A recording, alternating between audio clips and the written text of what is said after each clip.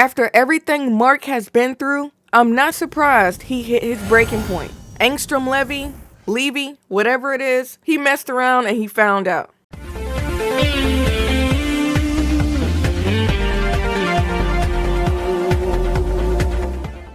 Hey guys, if you're new, welcome. It's great to have you. If you've been around for a while, welcome back. I appreciate all the support. I believe this was the finale of season 2, so let's go ahead and get into it. So Mark barely has any time to process everything after what's happened with Anissa, after his breakup with Amber, and he gets a call from what he thinks is his mother, but it's actually Angstrom Levy. Naturally, his mom and Oliver, they're in danger, so Invincible goes home real quick and he confronts Angstrom Levy.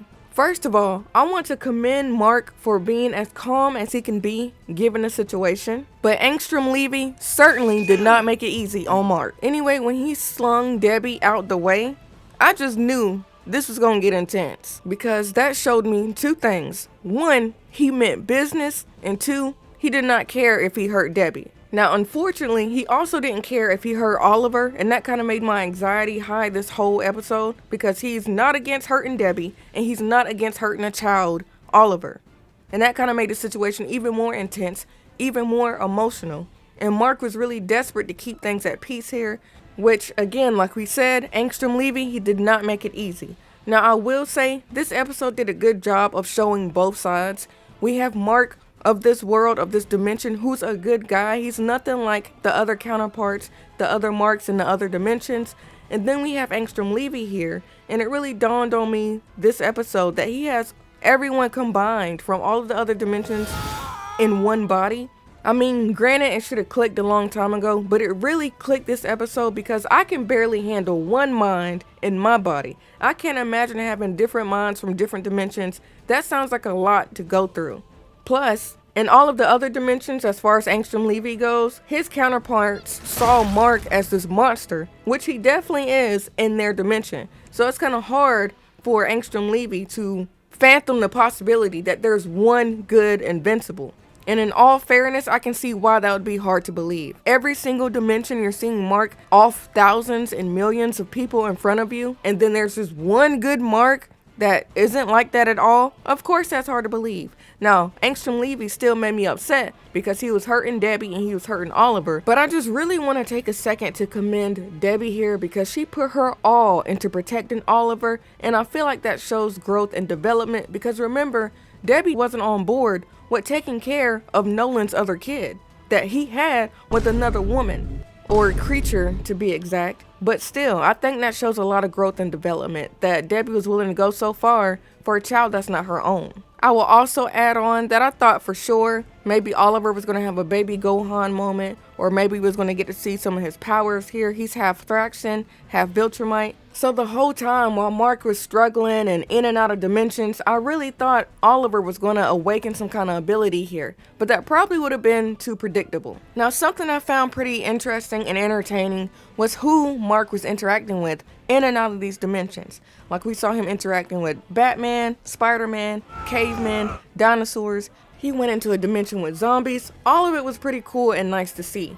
Angstrom Levy's abilities, it is pretty unique and interesting, to the point where I genuinely feel like he would have been a great hero. At the same time, I know that had to be annoying to fight against, especially for Mark, but it looked like he was kind of adapting, getting used to it a little bit here and there, and he finally caught Angstrom Levy off guard, and they ended up back at Debbie's place. Now, Debbie called out to Mark. Mark was able to see the state that she was in, and when we saw that look in his eyes, I knew at that moment that it was over for Angstrom.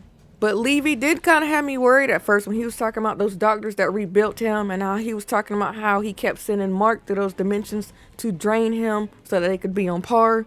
Of course, it still wasn't enough because Mark revealed that he was holding back. And when Mark showed his true power, Angstrom Levy did not hold a singular candle up to Mark's strength. By the time Mark had realized what he had done, it was too late, and immediately Mark started feeling bad. But to be honest, I feel like it needed to happen because Angstrom Levy, he's dangerous, he has these abilities, and it's clear he wasn't going to stop. He's unhinged. Like, there is no way I would take that chance if I was Mark. But Mark's a good guy. He clearly didn't want to end or off Levy, no matter how much he may have deserved it. But then we had another problem, which was how was Mark going to get back home?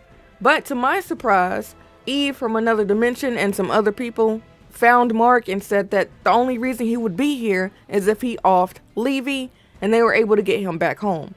Now what shocked me was that Eve confessed. Eve from another dimension confessed to Mark and said that she should have been said this, and she said, hey, don't tell me how you feel, tell your Eve. And let her know so she can either move on or y'all can do something about it. That was honestly one of the few positive things that happened this episode. That alongside with the Immortal being reunited with Kate. I don't know about y'all, but those moments, they felt pretty wholesome and heartfelt to me. So I actually enjoyed them.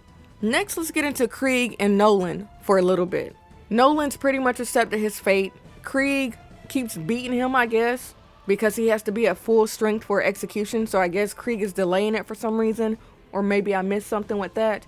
But when we saw Allen in the prison where Nolan is, everything kind of clicked. And maybe in season 3, we'll see Nolan and Allen fight their way out, and maybe things will finally start to go down with the Viltrumites. So I'm looking forward to that a lot. I also expect Mark to continue to struggle with what's happened with Angstrom Levy just a little bit, because we saw that it did take a toll on his mental health. He looked like he was repulsed by what he did, and he's clearly not happy with it. He's bothered by it. He doesn't want to be like his father. Cecil has tried to reassure him. Debbie has tried to reassure him. But I think this is a journey that Mark has to do for himself, which is why he decided to quit college and make himself better. 2 last things I want to touch on is I feel like my ship is finally about to happen. Mark and Samantha, they may have something in season 3. I speculate that season 3, Mark will probably just be dealing with his feelings, and then maybe he'll open up to the possibility of dating Eve. I'm not sure, but that's what I speculate. I mean, I really feel like they belong together. Now, the last thing I want to touch on is what Nolan said about how he thinks he missed his wife. Which wife is he talking about? Is he talking about his Thraxan wife, or is he talking about Debbie? Like, that's important and needs to be clarified, and maybe that'll be clarified in season 3. But I'm thinking, since Thraxans don't live that long, he's talking about Debbie. And if that is the case, I have no doubt that Debbie would take him back, because Angstrom Levy, he was telling Debbie about how she joins alongside Mark and Omni-Man in the other dimensions, which surprised me, but it showed how loyal she was to her family. Still, how would they get back together? Because Nolan can't come back to Earth, not after what he's done. If Nolan is able to come back, he would probably have to help out with his Viltrumite war and prove himself, which would be very hard to do because he's done a lot of damage, and Cecil probably isn't gonna let that fly. The Immortal isn't gonna let that fly. Like, it's a lot of hurdles Nolan's gonna have to jump. Not to mention, he'd probably have to adopt a whole different identity, which sounds a little bit hard, but I feel like it could be done, especially with Cecil's capabilities and their technology. But anyway, that's all I got for this. Y'all let me know what y'all thought of the finale. We didn't see any more of the sequence, but I'm pretty sure they're gonna be a threat in season 3. Was there anything y'all didn't like about season 2? Was there anything you liked a lot? Be sure to share how you feel in the comments down below. As always, thank you for your continued support. Thank you for tuning in. SierraNovaa is out.